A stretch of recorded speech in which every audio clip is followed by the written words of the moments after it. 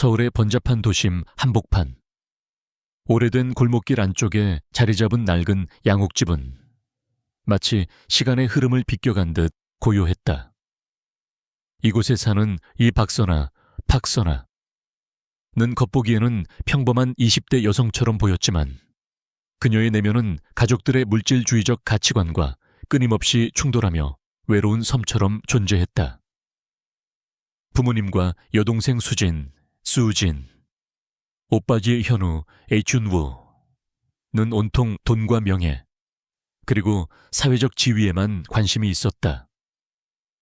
주식시장의 등락이나 새로 나온 명품 가방 이야기가 식탁을 지배했고, 선아의 조용한 목소리는 그들의 시끄러운 대화 속에서 이내 묻히곤 했다. 그녀의 식사 시간은 늘 조용했다. 가족들은 각자의 스마트폰을 들여다보거나 끊임없이 늘어나는 자산 목록을 논하며 키득거렸다. 선아는 홀로 낡은 찻잔에 담긴 차를 홀짝이며 창밖을 응시했다. 창밖으로는 희미하게 빗소리가 들려왔고 그녀의 곁에는 따뜻하지만 씁쓸한 차 향기만이 감돌았다.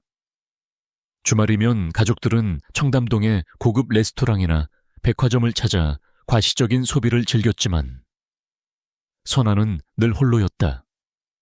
그녀는 대신 동네 도서관에서 책을 읽거나 가까운 고아원으로 봉사활동을 가곤 했다.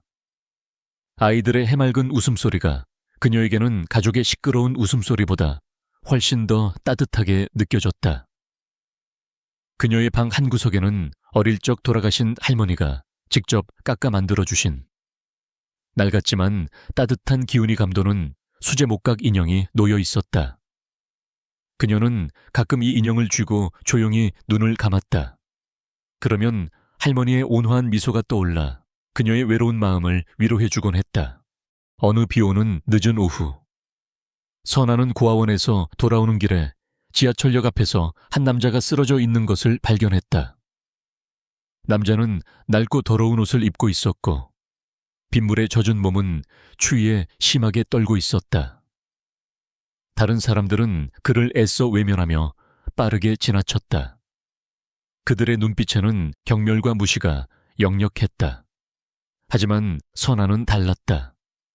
그녀는 주저없이 남자에게 다가갔다. 그녀의 마음속에서 뜨거운 연민이 솟구쳤다. 그녀는 자신이 쓰고 있던 우산을 남자에게 씌워주고 자신의 얼마 없는 용돈을 털어 따뜻한 죽 한 그릇을 사다 주었다. 남자는 굶주린 듯 허겁지겁 죽을 먹었다. 선아는 자신의 코트까지 벗어주며 그를 보살폈다. 괜찮으세요? 병원에 가보셔야 하는 거 아니에요? 그녀의 목소리에는 진심 어린 걱정이 담겨 있었다. 남자는 고개를 들어 선아를 바라보았다. 그의 얼굴은 더러웠고 수염이 덥수룩했지만 그의 눈빛은 묘하게 비범하고 깊은 지혜가 서려 있었다. 아닙니다. 괜찮습니다. 이렇게 친절을 베푸시는 분은 처음 뵙는군요. 그의 목소리는 낮고 차분했으며 노숙자라고는 믿기지 않을 만큼 품위가 느껴졌다. 남자는 자신을 김민준이라고 소개했다. 그는 선아에게 진심으로 고마움을 표하며 말했다. 당신 같은 분을 만난 것은 큰 행운입니다. 선아는 민준에게서 다른 노숙자들과는 다른 알 수 없는 깊이를 느꼈다. 민준은 겉모습은 초라한 노숙자였지만 그의 행동과 말투에는 어딘가 모르게 품격이 느껴졌다. 그는 가끔 알아들을 수 없는 고상한 어휘를 사용하거나 세상 물정에 밝은 듯한 이야기를 스치듯 던지곤 했다. 요즘 국제정세가 심상치 않습니다. 특정 기업의 주가가 곧 폭락할 조짐이 보이더군요. 선아는 그의 말을 흘려들었지만 왠지 모르게 그의 말이 신경 쓰였다. 또한 그의 손목에는 낡았지만 희미하게 빛나는 독특한 문양의 은반지가 끼워져 있었다. 그 문양은 마치 고대 왕실의 문양 같기도 했고 매우 섬세하고 아름다웠다. 선아는 그것을 보고 특이하네 라고 생각했지만 그 반지에 숨겨진 엄청난 비밀을 알지 못했다. 사실 민주는 단순한 노숙자가 아니었다. 그는 국내 최고 재벌 그룹인 한중그룹의 숨겨진 후계자였다. 가족의 계략으로 인해 모든 것을 잃고 잠시 세상과 단절된 삶을 살고 있는 중이었다. 그의 노숙 생활은 스스로를 단련하고 세상의 밑바닥을 경험하며 진정한 인간적인 가치를 배우기 위한 일종의 체험이자 잠행이었다. 그는 자신을 버린 가족들에 대한 복수를 꿈꾸면서도 동시에 진정한 자신의 길을 찾기 위해 방황하고 있었다. 선아의 순수한 마음과 따뜻한 친절은 민준의 다친 마음을 조금씩 열기 시작했다. 선아의 집은 일주일 내내 들뜬 분위기였다. 부모님과 여동생 수진, 오빠 현우는 온통 정략결혼 이야기로 꽃을 피웠다. 상대는 대한민국 굴지의 명문가인 이씨 가문의 아들이자 유망한 젊은 사업가인 이도윤, 리도윤이었다. 도윤은 부유하고 능력 있는 남자였지만 오만하고 물질적인 성향을 가졌다. 그는 선에게 단 한 번도 진정한 존중이나 애정을 보인 적이 없었다. 그저 박선아라는 존재 자체가 자신의 배경에 걸맞는 그림이라고 생각하는 듯했다. 선아의 아버지는 매일같이 신문 경제면에 도윤의 사업 기사가 실린다며 어깨를 으쓱거렸다. 이 결혼은 우리 박씨 가문의 명운이 달린 일이다. 너는 복덩어리야. 선아야, 어머니는 벌써부터 어떤 한복을 맞출지, 예단은 무엇으로 할지 고민하며 행복한 비명을 질렀다. 수지는 언니의 결혼이 마치 자신의 결혼인 양 들떠서 명품 브랜드의 웨딩드레스 화보를 뒤적거렸고, 현우는 이 결혼을 통해 자신이 얻을 사업적 이득을 계산하느라 바빴다. 하지만 선아의 마음은 무겁게 가라앉아 있었다. 그녀는 도윤에게서 진정한 사랑이나 따뜻함을 느낄 수 없었다. 그와의 결혼은 편안하고 화려한 삶을 약속했지만 그녀의 영혼은 목마를 것 같았다. 선아는 밤마다 자신의 방에 홀로 앉아 수제의 목각 인형을 꽉 쥐었다. 내가 정말 이렇게 살아도 되는 걸까? 물질적인 풍요가 과연 행복을 가져다 줄까? 그녀의 마음속에는 민준의 초라한 모습, 하지만 그 깊은 눈빛 속에서 느껴졌던 진실함이 자꾸만 떠올랐다. 그녀는 진정한 사랑과 인간적인 존중의 가치를 지키고 싶었다. 결국 며칠 밤을 꼬박 싸우며 고민한 끝에 선아는 중대한 결심을 했다. 아침 식사 시간, 가족들이 모인 자리에서 그녀는 떨리는 목소리로 선언했다. 저 결혼하지 않겠어요. 도윤 씨와는. 그녀의 말이 채 끝나기도 전에 가족들은 충격에 빠졌고 식탁 위에는 정적이 흘렀다. 잠시 후 아버지가 버럭 소리를 질렀다. 뭐라고? 네가 지금 제정신이냐? 이 미친 계집애가 너 때문에 우리 집안이 망하게 생겼어. 어머니는 혼절할 듯 쓰러졌고 수지는 언니는 미쳤어. 거지랑 결혼하겠다고 할 작정이야. 꼴 좋다. 정말 일하며 비웃었다. 현우는 냉랭한 눈빛으로 선아를 노려보며 말했다. 네가 감히 우리 가족을 이 지경으로 만들다니. 정말 후회하게 될 거다. 가족들의 비난 속에서도 선아는 흔들리지 않았다. 그녀는 숨을 크게 들이쉬고 용기를 내어내 말을 이었다. 저는 물질이 아닌 마음을 나눌 수 있는 사람과 결혼하고 싶어요. 저는 김민준 씨와 결혼하겠습니다. 뭐라고? 김민준이 누구야? 그 거지 같은 자식 말하는 거냐? 아버지는 분노로 얼굴이 시뻘개져 소리를 질렀다. 네가 감히 거지와 결혼하겠다고 우리 가문의 수치다. 당장 이 집에서 나가라. 너 같은 딸은 필요 없어. 당장 호적에서 파내겠다. 어머니는 선아에게 달려들어 뺨을 때렸다. 이런 폐류나 같으니라고. 당장 이 집에서 나가. 다시는 우리 눈에 띄지 마.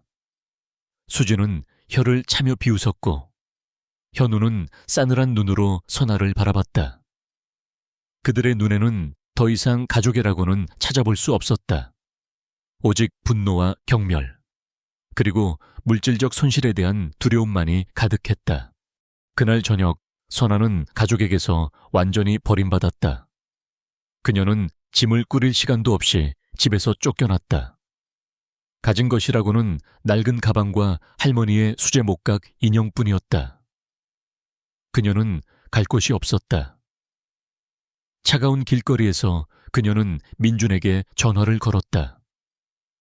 민준은 선아의 이야기를 듣고 아무 말 없이 그녀를 찾아왔다. 그의 눈빛은 여전히 깊었고 흔들림이 없었다.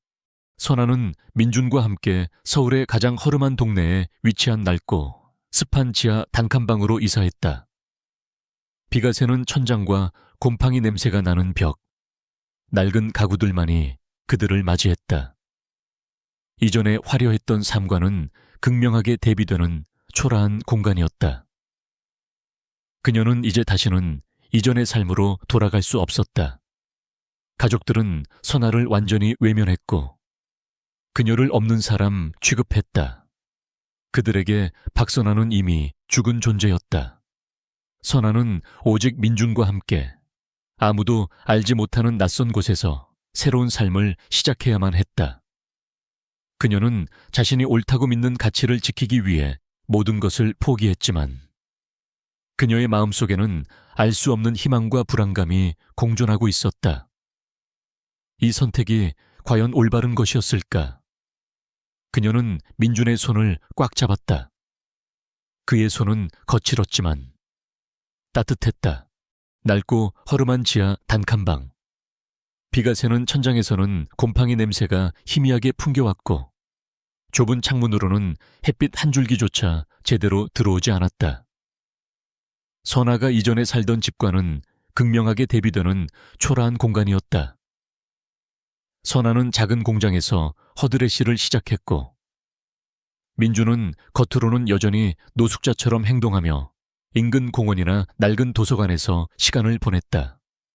그들의 삶은 고단하고 외로웠지만 선아는 민준의 따뜻한 눈빛과 변치 않는 신뢰 속에서 작은 위안을 얻었다. 그녀의 수제 목각 인형은 좁은 방 한 구석에서 그녀의 유일한 빛이 되어주었다. 민준은 선에게 겉으로 드러내지 않았지만 그는 단칸방 생활 속에서도 끊임없이 움직이고 있었다. 낮에는 공원 벤치에 앉아 낡은 신문을 읽거나 도서관에서 경제 관련 서적을 탐독했다. 밤이 깊어 선아가 잠든 후에는 그는 낡고 오래된 노트북을 꺼내들었다. 화면에는 복잡한 주식 차트와 금융 관련 보고서들이 빼곡하게 채워져 있었다. 민주는 번뜩이는 눈빛으로 숫자를 분석하고 그래프를 해석하며 미세한 미소를 지었다. 그의 손가락은 키보드 위를 빠르게 움직였다. 그는 자신의 비밀 계좌를 통해 주식 투자를 하고 있었고 놀랍게도 그의 예측은 거의 틀리는 법이 없었다. 그는 과거 가족의 계략으로 모든 것을 잃었지만 그의 타고난 재능과 비상한 두뇌까지는 빼앗을 수 없었다. 오히려 밑바닥 생활은 그에게 세상을 더욱 냉철하게 바라보는 눈과 예리한 통찰력을 길러주었다. 어느 날 새벽, 잠에서 깬 선아는 화장실에 가려다 거실에서 희미하게 새어나오는 불빛을 보았다. 민준이 낡은 노트북 앞에서 골똘히 화면을 들여다보고 있었다. 수많은 그래프와 숫자들이 그의 얼굴에 푸른 빛을 드리웠고 그의 눈빛은 평소의 선량함과는 다른 날카로운 지성으로 빛나고 있었다. 민준 씨, 뭐 하는 거예요? 선아의 목소리에 민준은 화들짝 놀라 노트북을 덮었다.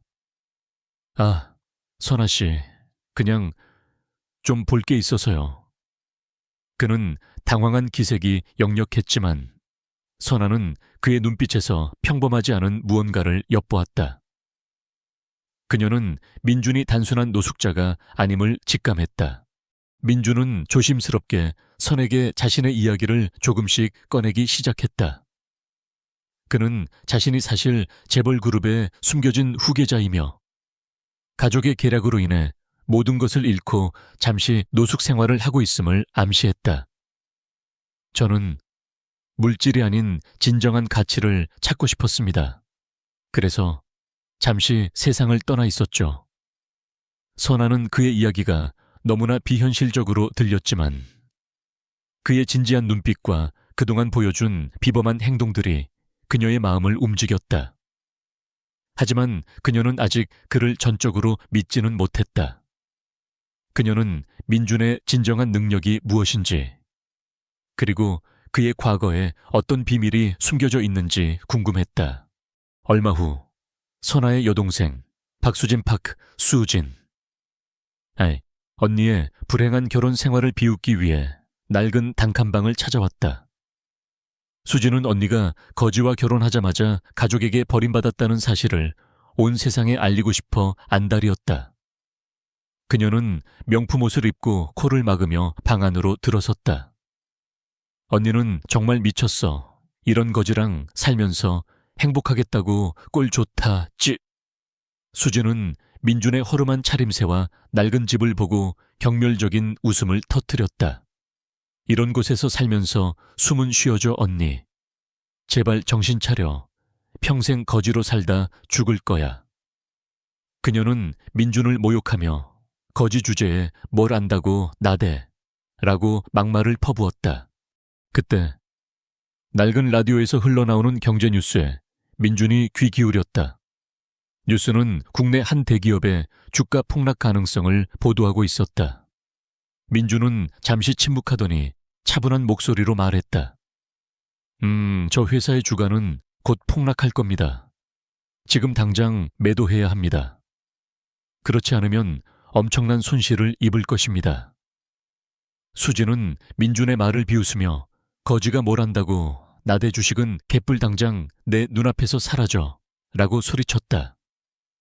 그녀는 민준의 말이 한 귀로 듣고 한 귀로 흘리는 쓰레기 같은 소리라고 생각했다.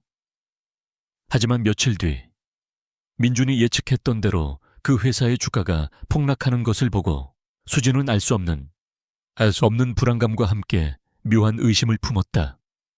설마 단순한 우연일까 아니면 수진은 언니의 불행을 자신의 행복으로 여기며 민준의 행동을 계속 주시했다. 그녀는 민준이 가끔 공원 구석에서 낡은 휴대폰으로 누군가와 은밀하게 통화하는 모습을 몰래 엿들었다. 그의 말투나 사용하는 어휘는 평범한 노숙자와는 확연히 달랐다. 심지어 그는 복잡한 경제 용어나 법률 용어를 자연스럽게 사용하기도 했다. 수진은 오빠인 박현우, 파크 휴은워에게 이 사실을 알리고 함께 민준을 조사하기 시작했다. 현우는 누나인 선아의 결혼을 반대했던 가장 강경한 인물로 민준을 철저히 무시하고 경멸했다. 그는 민준을 사기꾼으로 몰아붙여 선에게서 떼어내고 싶어 했다. 그들은 민준의 과거를 파헤치려 했지만 민준은 자신의 흔적을 완벽하게 지워놓아 쉽게 정체를 알 수 없었다. 현우는 민준이 과거에 자신에게 돈을 요구했던 일화, 실제로는 거짓된 소문을 들추어내며 그를 사기꾼으로 몰아붙이려 했다. 저런 거지가 돈 때문에 누나를 속이는 거야. 분명 돈 보고 접근한 사기꾼이라고. 그들은 민준을 사기꾼으로 몰아세우고 선아를 비웃으며 이 기회를 이용해 선에게 더욱 심한 모욕감을 주려 했다. 그들의 탐욕과 오만함은 민준이 숨기고 있는 거대한 비밀에 대한 단서들을 눈앞에 두고도 알아채지 못하게 만들었다. 그들은 자신들이 파놓은 함정에 스스로 빠져들고 있다는 것을 꿈에도 생각하지 못했다. 선아의 할머니 생신잔치는 서울 시내의 한 고급 호텔 연회장에서 열렸다. 선아의 가족들에게는 이 생일이 할머니를 기리는 자리이기보다는 가문의 위세를 과시하고 인맥을 넓히는 사교회장에 가까웠다. 화려한 옷을 차려입은 친척들과 지인들로 연회장은 북적였고 웃음소리와 건배소리가 끊이지 않았다. 하지만 선아의 가족 누구도 선아를 초대하지 않았다. 그들에게 선아는 이미 존재하지 않는 사람이었다. 선아는 할머니의 생신을 그냥 지나칠 수 없었다. 그녀는 민준과 함께 몰래 연 회장을 찾았다. 낡은 원피스를 입은 선아와 허름한 차림의 민준은 화려한 연 회장의 분위기와 극명한 대조를 이루었다. 그들은 연 회장 문 밖에서 조용히 할머니에게 절이라도 올릴 생각이었다. 하지만 선아의 여동생 수진과 오빠 현우는 귀신같이 그들을 발견했다. 저게 누구야? 박선아 아니야. 거지랑 같이 왔네. 수진은 경멸적인 웃음을 터뜨리며 크게 소리쳤다. 친척들의 시선이 일제히 선아와 민준에게 꽂혔다. 그들의 눈빛에는 비웃음과 경멸이 가득했다. 어휴, 박 교수님 딸이라더니 참 실망스럽구먼. 웅성거리는 소리가 들려왔다. 선아의 부모님은 그들의 등장에 얼굴이 하얗게 질렸다. 아버지는 선아에게 달려와 팔을 잡아 끌며 속삭였다. 네가 감히 이곳까지 와서 우리 가문을 망신시킬 작정이냐? 당장 사라져. 어머니는 고개를 돌린 채 선아를 외면했다. 선아는 가족들의 냉대와 비난 속에서 민준의 손을 꽉 잡았다. 민준은 겉으로는 초라한 노숙자 차림 그대로였지만 그의 눈빛은 흔들림이 없었다. 그는 선아가 자신 때문에 비난받는 것에 괴로워하는 것을 느꼈다. 그의 손에 쥐어진 낡은 은반지가 차가운 연 회장 불빛 아래 희미하게 빛났다. 그때였다. 연 회장 한쪽에서 갑자기 비명소리가 터져 나왔다. 아이고, 이게 무슨 일이야. 우리 회사 주가가 폭락했어. 선아의 아버지 박창호의 얼굴은 파랗게 질려 있었다. 그의 손에 들린 스마트폰 화면에는 폭락하는 주가 그래프가 섬뜩하게 떠 있었다. 말도 안 돼, 분명 오를 거라고 했는데 순식간에 연 회장은 아수라장이 되었다. 친척들과 지인들은 각자의 휴대폰을 확인하며 패닉에 빠졌다. 박창호는 사색이 되어 소리쳤다. 현우야, 이게 어떻게 된 거야? 너 분명 그 회사에 투자하라고 했잖아. 현우는 식은땀을 흘리며 어쩔 줄 몰라 했다. 아, 아버지, 갑자기 이런 일이. 가족들은 서로를 비난하며 절망에 빠졌다. 그들의 물질적인 욕망이 한순간에 무너져 내리는 순간이었다.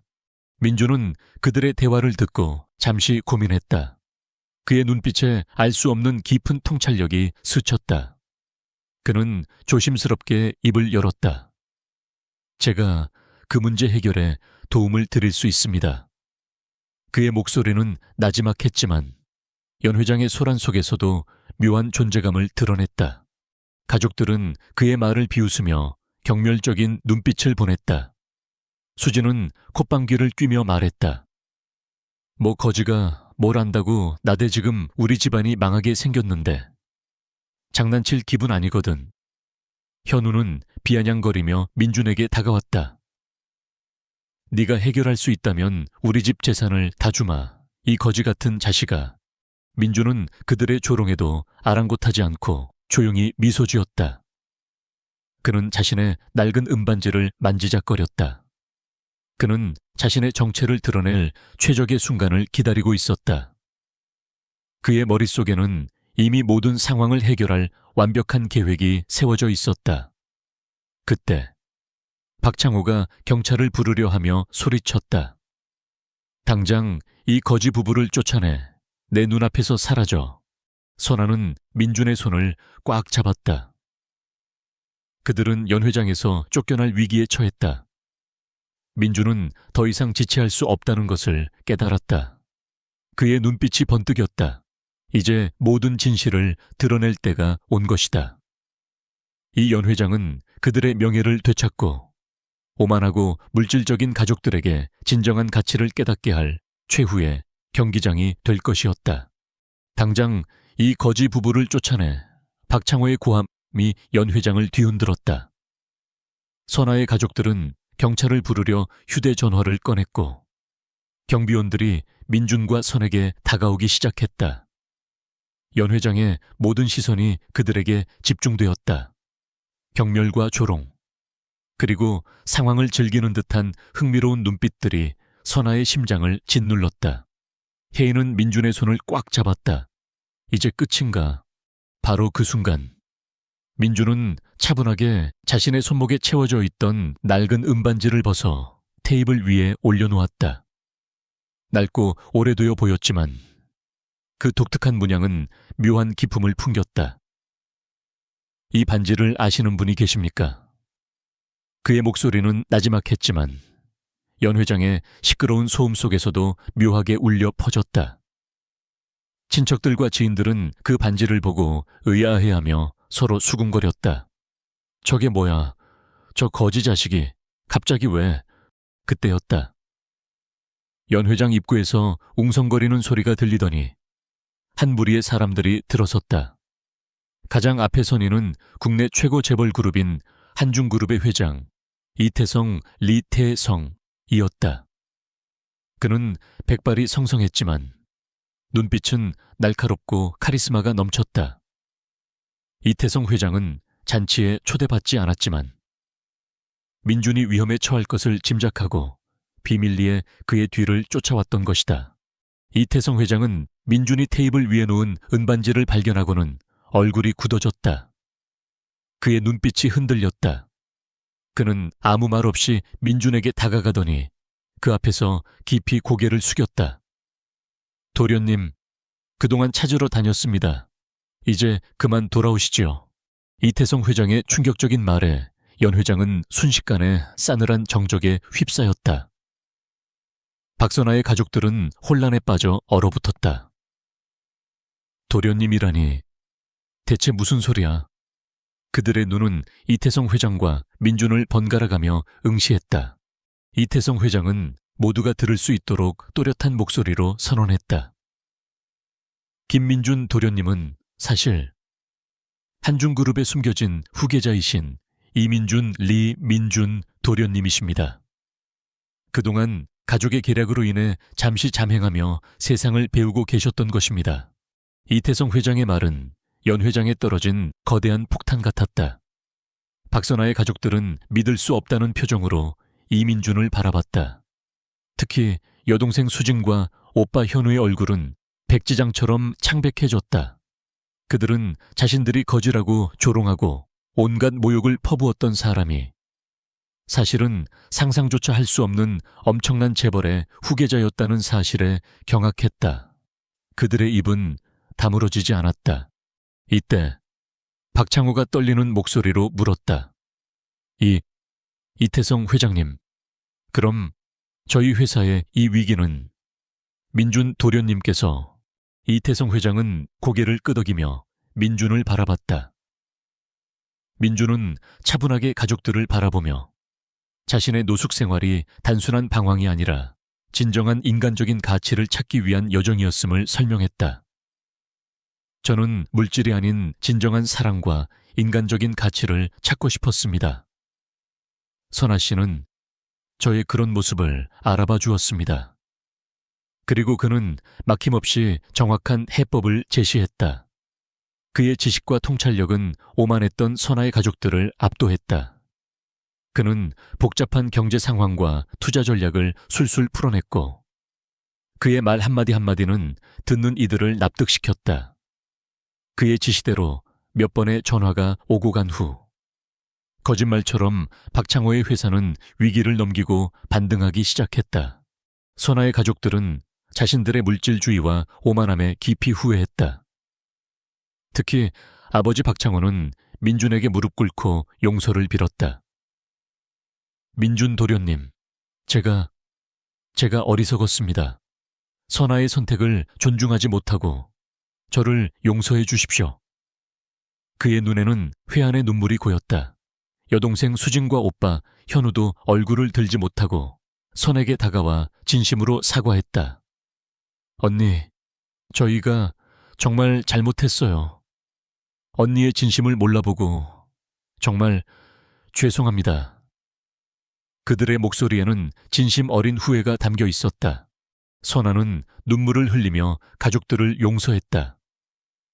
그녀는 이제 더 이상 가족에게서 버림받았던 수모를 겪지 않아도 되었다. 민준의 숨겨진 정체가 밝혀지면서 선아는 자신의 선택이 옳았음을 만천에 증명하며 명예를 회복했다.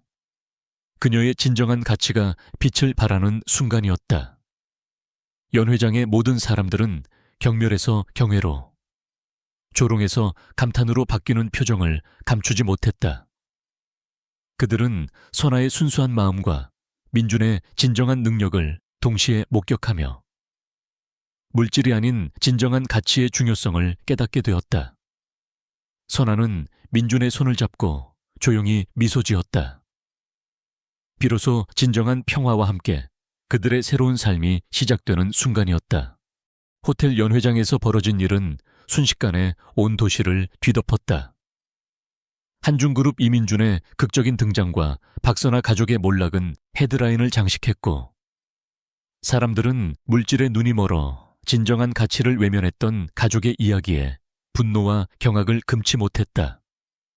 이 사건을 통해 박선아의 가족들은 과거의 물질주의적인 가치관이 얼마나 허망한 것이었는지를 뼈저리게 깨달았다.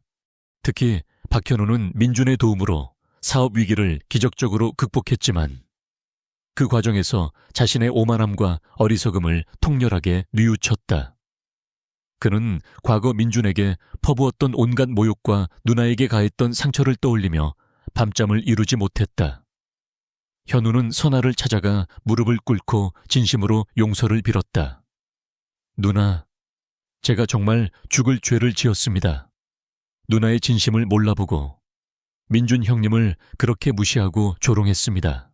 부디 저를 용서해 주세요. 그의 눈에는 회한의 눈물이 가득했다. 선아는 말없이 현우의 손을 잡았다. 그들의 관계는 비로소 진정한 남매로 거듭나고 있었다. 박수진 역시 자신의 오만함과 언니에 대한 경멸을 반성했다. 그녀는 선에게 진심 어린 사과를 전하며 그동안 자신이 얼마나 어리석었는지를 고백했다. 언니, 제가 언니의 행복을 진정으로 바라지 않았어요. 저의 욕심 때문에 언니를 불행하게 만들었어요. 정말 미안해, 언니. 선아는 수진의 손을 잡고 따뜻하게 안아주었다. 가족들의 관계는 산산조각 났던 과거를 뒤로하고 비로소 진정한 사랑과 이해를 바탕으로 회복되기 시작했다. 박창호 부부 또한 자신들의 잘못을 깊이 반성하며 선아와 민준에게 진심으로 사과했다. 그들은 물질적인 풍요가 아닌 가족 간의 사랑과 신뢰가 진정한 행복임을 깨달았다. 민준은 한중그룹의 정식 후계자로 복귀했지만 그의 경영 철학은 과거와는 완전히 달라졌다. 그는 이윤 추구를 넘어 사회적 책임을 다하는 기업가로서 존경받았고 소외된 이웃을 위한 나눔을 실천하는 데 앞장섰다. 그는 선아와 함께 사랑의 씨앗 재단을 설립했다. 이 재단은 민준이 노숙 생활을 하며 만났던 소외된 이웃들, 특히 노숙자와 고아들을 돕는 데 주력했다. 그들이 사회에 다시 설 수 있도록 교육 및 직업 훈련을 제공하고 따뜻한 보금자리를 마련해 주었다. 선아는 사랑의 씨앗 재단의 이사장이 되어 자신의 경험과 봉사정신을 바탕으로 진정성 있는 활동을 펼쳤다. 그녀는 직접 재단의 상담실에서 피해자들의 이야기를 듣고 그들에게 희망을 주었다. 민준은 선아의 가장 든든한 조력자였다. 그는 재단에 아낌없는 지원을 했고 선아의 모든 결정을 존중하고 지지했다. 어느 날 저녁, 선아와 민준은 새로 마련된 아늑한 집의 정원에서 따뜻한 차를 마셨다. 정원에는 은은한 꽃향기가 풍겨왔고 밤하늘에는 별들이 쏟아질 듯 반짝였다. 선아는 민준의 손을 잡으며 말했다. 민준 씨, 당신 덕분에 저도 제 자신을 더 사랑하게 되었고 우리 가족들도 진정한 행복의 의미를 깨달았어요. 당신이 아니었다면 저는 평생 물질의 노예로 살았을 거예요. 민준은 선아의 손에 입을 맞추며 부드럽게 미소 지었다. 선아 씨, 당신의 순수한 마음과 용기가 없었다면 저도 진정한 행복을 찾지 못했을 겁니다. 당신은 제가 잃어버렸던 모든 것을 되찾아 주었어요. 우리는 서로의 가장 큰 보물입니다. 선아는 자신의 목에 걸린 할머니의 수제 목각 인형과 민준의 손가락에 끼워진 낡은 은반지를 바라보았다. 한때는 아무것도 아니라고 여겨졌던 이 작은 물건들이 이제는 그들의 삶에서 가장 소중한 의미를 지니고 있었다. 물질적인 풍요를 초월한 진정한 사랑과 이해의 가치가 그들의 삶을 풍요롭게 만들었고 새로운 평화를 가져다 주었다. 그들은 자신들의 길을 선택했고 그 길 위에서 진정한 행복을 찾았다. 시간은 강물처럼 흘러 10년이라는 세월이 흘렀다. 선아와 민주는 더 이상 과거의 아픔에 갇힌 가련한 여인과 초라한 노숙자가 아니었다. 그들은 이제 대한민국을 넘어 전 세계적으로 존경받는 인물들이 되어 있었다. 선아의 얼굴에는 고통과 절망 대신 깊은 지혜와 온화한 미소가 늘 자리했으며 그녀의 눈빛은 자신감과 따뜻함으로 빛났다. 그녀의 목에 늘 걸려있는 낡은 작은 나무, 십자가 목걸이는 이제 단순한 유품이 아니었다. 그것은 그녀가 걸어온 고난의 길과 그 길 위에서 얻은 소중한 깨달음, 그리고 그녀를 지켜준 변치 않는 신앙심과 희망을 상징하는 훈장처럼 빛나고 있었다. 사랑의 씨앗재단은 혜인의 헌신적인 노력과 민준의 아낌없는 지원, 그리고 수많은 후원자들의 도움으로 전 세계적으로 지부를 확장하여 수많은 소외된 이웃들에게 삶의 희망을 되찾아 주었다. 선아는 재단을 통해 피해자들을 위한 상담 및 치료 지원, 법률 지원은 물론 그들의 자립을 돕는 직업교육 프로그램을 개설하고 사회에 다시 설 수 있도록 아낌없이 지원했다. 그녀는 직접 해외 오지를 방문하여 고통받는 이들을 만나고 그들의 이야기를 듣고 그들에게 손을 내밀었다. 그녀의 진심 어린 위로와 지지는 많은 이들에게 큰 힘이 되었다. 그녀의 이야기는 수많은 사람들에게 용기와 영감을 주었고 그녀는 희망의 등대가 되었다. 그녀의 곁에는 여전히 든든한 조력자들이 함께했다. 현정수녀 이전 챕터에서 혜인의 조력자로 언급되었으나 선아의 이야기에서는 가족과의 갈등과 민준의 정체 밝히기에 집중되었으므로 이 캐릭터는 등장하지 않았습니다. 독자의 혼란을 피하기 위해 현정수녀는 이 챕터에서 등장하지 않도록 수정합니다. 대신 가족들의 변화를 강조합니다. 선아의 가족들은 과거의 물질주의적인 가치관에서 완전히 벗어나 겸손하고 따뜻한 사람들로 변모했다. 특히 오빠 현우는 민준의 곁에서 경영 수업을 받으며 한중그룹의 핵심 인재로 성장했고 동생 수진은 재단의 봉사활동에 적극적으로 참여하며 선아의 가장 든든한 지원군이 되었다. 그들은 선아와 민준의 삶을 보며 진정한 행복이 무엇인지 깨달았고 그들의 변치 않는 사랑과 헌신에 깊이 감사했다. 어느 따뜻한 봄날 선아는 재단이 설립한 평화로운 치유센터의 정원에서 어린 소녀 아리와 함께 앉아 있었다. 정원에는 형형색색의 꽃들이 만개했고 봄바람에 실려온 꽃향기가 가득했다. 아리는 과거 가정폭력으로 인해 마음에 깊은 상처를 입었지만 이제는 재단의 도움으로 밝은 미소를 되찾았다. 아리는 선아의 이야기를 듣고 자랐으며 그녀를 친어머니처럼 따랐다. 아리는 선아의 손에 들린 낡은 나무 십자가 목걸이를 신기한 듯 바라보았다. 이모, 이 십자가는 뭐예요? 오래돼 보여요. 아리의 맑은 눈빛이 호기심으로 빛났다. 선아는 아리의 작은 손을 잡고 부드럽게 미소 지었다. 그녀의 목소리는 온화했지만 그 안에는 깊은 울림이 있었다. 이 십자가는 내가 어둠 속에서 빛을 찾도록 도와준 나의 약속이란다. 그리고 이 약속은 나를 다시 살게 해준 힘이 되었어. 너도 너만의 약속을 찾을 수 있을 거야. 네 마음속에도 언제나 꺼지지 않는 희망의 불꽃이 있단다. 선아는 아리의 머리를 쓰다듬으며 먼 하늘을 바라보았다.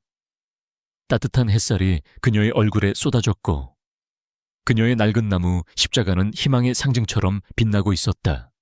그때 저 멀리 정원 입구에 한 남자가 서 있었다.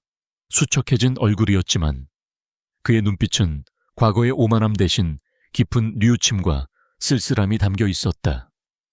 바로 이도윤, 리도윤이었다. 그는 선아와의 결혼이 파토난 후 사업적으로도 여러 차례 실패를 겪으며 몰락의 길을 걸었다. 그는 이제 과거의 오만하고 물질주의적인 모습은 찾아볼 수 없었다. 그는 신문과 TV 뉴스를 통해 선아와 사랑의 씨앗 재단의 소식을 접하며 자신이 저질렀던 죄를 속죄하며 살아가려 노력했다.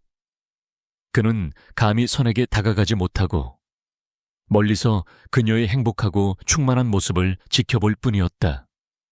그의 눈가에는 회한의 눈물이 희미하게 고였다.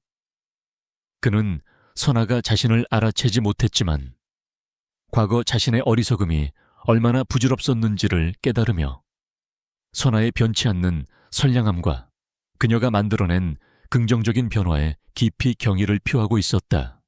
선아는 아리와 함께 정원을 거닐며 웃었다. 그녀의 삶은 이제 단순한 생존이 아니었다. 그것은 용기, 치유, 그리고 세상을 더 나은 곳으로 만들겠다는 변치 않는 약속의 여정이었다. 그녀는 자신의 아픔을 통해 다른 이들에게 희망을 줄 수 있는 진정한 영웅이 되었다. 정원에는 새들이 지저귀고 꽃들이 만개하며 모든 것이 새롭게 시작되는 두 번째 봄철을 알리고 있었다. 선아와 민준의 이야기는 영원히 이어질 것이었다. 이 놀라운 이야기가 여러분의 마음을 울렸다면 좋아요를 누르고 구독해주세요. 그리고 여러분의 생각과 경험을 댓글로 공유해주세요. 여러분의 작은 관심이 세상을 변화시키는 큰 힘이 됩니다. 다음 영상에서 더 감동적인 이야기로 찾아뵙겠습니다. 감사합니다.